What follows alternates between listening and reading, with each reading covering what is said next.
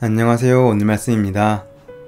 여호와는 나의 목자시니 내게 부족함이 없으리로다. 우리는 종종 주님이 나의 목자가 되셨는데도 불구하고 왜 나의 인생에는 부족함이 많은 걸까 하고 고민합니다. 하지만 이 말씀에서 내게 부족함이 없으리로다 라는 말을 영어로 보면 내가 원함이 없으리로다 로 해석할 수 있습니다. 사실 이 말씀은 주님을 목자로 삼을 때 우리 삶이 항상 풍요로울 것이라는 약속이 아니라 부족함 속에서도 주님 한 분만으로 만족할 수 있는 축복의 삶을 살게 될 것이라는 약속입니다. 바울 사도는 빌립보 교회를 향하여 보낸 편지에서 내게는 모든 것이 있고 또 풍부한지라 라고 고백합니다. 이 고백은 인간 바울의 모든 소원이 성취되고 그의 모든 욕구가 채워졌기에 가능한 고백이 아니었습니다. 그렇다면 내가 부족함이 없으리로다 라고 고백할 수 있는 삶은 어떻게 가능할까요? 첫 번째로는 자족하는 법을 배워야 합니다. 워렌 위어스비라는 설교가는 이렇게 말했습니다. 온도기와 같은 사람이 아니라 온도 조절기와 같은 사람이 되어야 합니다. 온도기는 외부 온도에 따라 올라가고 내려갑니다. 반면에 온도 조절기는 외부 온도에 상관없이 온도를 일정한 단계로 조절할 수 있습니다.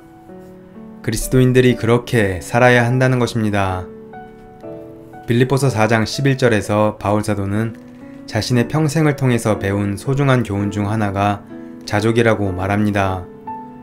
그는 배부를 때도 있었고 배고플 때도 있었으며 풍부할 때도 있었고 궁핍할 때도 있었는데 그런 환경에 좌우되지 않고 자족할 수 있었다.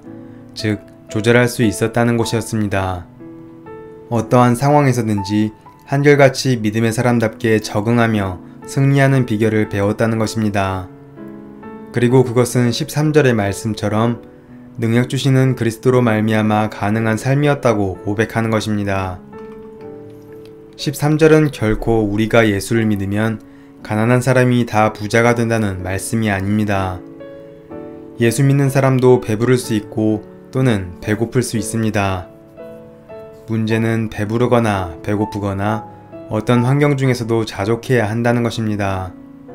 배부르다고 교만하지 말아야 하며 배고프다고 비굴치 말고 우리가 어떤 환경에 처하든지 거기에 함께 계시는 그리스도와 교제하며 그리스도 때문에 만족해야 하고 승리할 수 있어야 한다는 것입니다. 그때 비로소 우리는 부족함이 없으리로다 라고 고백하게 될 것입니다. 두 번째는 나눔의 삶을 살 줄 알아야 합니다. 사람이 아무리 많은 물질을 소유한다고 해도 그가 계속 탐욕에서 자유하지 못하고 나눌 것이 없다면 그는 부족함이 많은 인생입니다. 그러나 우리가 비록 적은 물질을 소유해도 나눌 것이 있다면 이 사람은 부족함이 없는 인생일 것입니다. 바울이 왜 빌립보 교인들을 보고 기뻐하며 축복하고 싶어 했을까요? 빌립보 교회는 아직 연륜이 어린 교회였고 어린 성도들이었습니다. 바울이 아시아를 향해 가다가 성령의 지시로 방향을 유럽으로 돌이켜 전도한 유럽의 첫 번째 개척교회였습니다. 그러나 바울을 통해 복음을 받아들이고 구원을 경험한 그들은 바울 사도의 복음 선교 사역에 동참하고 싶어 물질적으로 지원을 하게 된 것입니다. 19절에서 하나님께서 이런 나눔의 삶을 사는 빌립보 성도들을 풍성하게 할 것이라고 이렇게 선언합니다. 나의 하나님이 그리스도 예수 안에서 영광 가운데 그 풍성한 대로 너희 모든 쓸 것을 채우시리라. 무디 목사님은 이 구절을 그리스도인들의 은행이라고 불렀습니다. 우리의 공급의 원천은 하나님이시고 그분은 예수님을 통해 우리의 필요와 쓸 것을 대출해 주십니다. 그러나 이 은행의 고객이 되려면 두 가지 조건이 있어야 합니다. 첫째, 그는 그리스도 예수 안에 있어야 하고 둘째는 빌립보 교인들처럼 나눔의 삶을 살아야 합니다. 그러면 하나님께서 그들의 삶을 부족함이 없도록 책임져 주시겠다는 것입니다. 잠언 19장 17절에는 가난한 자를 불쌍히 여기는 것은 여호와께 꾸이는 것이니 그 선행을 갚아주시리라고 했습니다. 우리가 진정 하나님 나라를 위해 드리고 나누는 인생을 살면 하나님께서 우리의 일상을 책임지시겠다는 약속입니다. 세 번째는 하나님을 구하는 삶을 살아야 합니다. 부족함이 없으리로다의 삶을 살려면 반드시 전제되어야 하는 것이 있습니다. 여호와를 나의 목자로 삼는 것입니다. 여호와가 나의 목자라는 고백을 떠나서는 그 다음 고백은 결코 가능할 수 없기 때문입니다. 대부분의 종교에서는 우리의 욕망을 포기함으로 더 이상 아무것도 원하지 않고 사는 것이 가능하다고 주장합니다.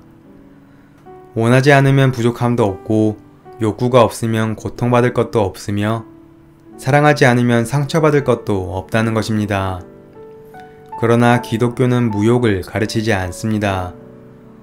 오히려 기독교는 높은 욕망, 거룩한 욕망, 의로운 욕망을 위해 살라고 가르칩니다.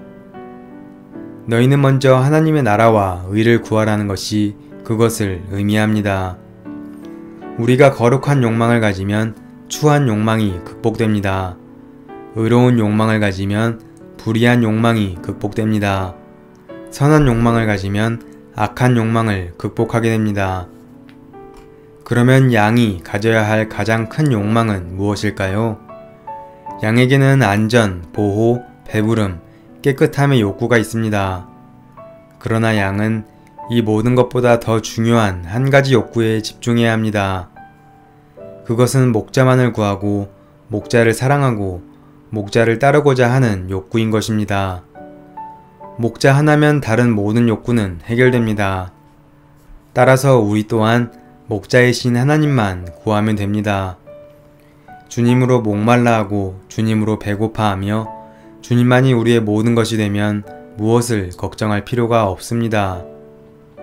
목자 되시는 주님을 따라가며 주님 한 분만으로도 풍족한 삶을 누리게 되는 우리가 되길 소망합니다.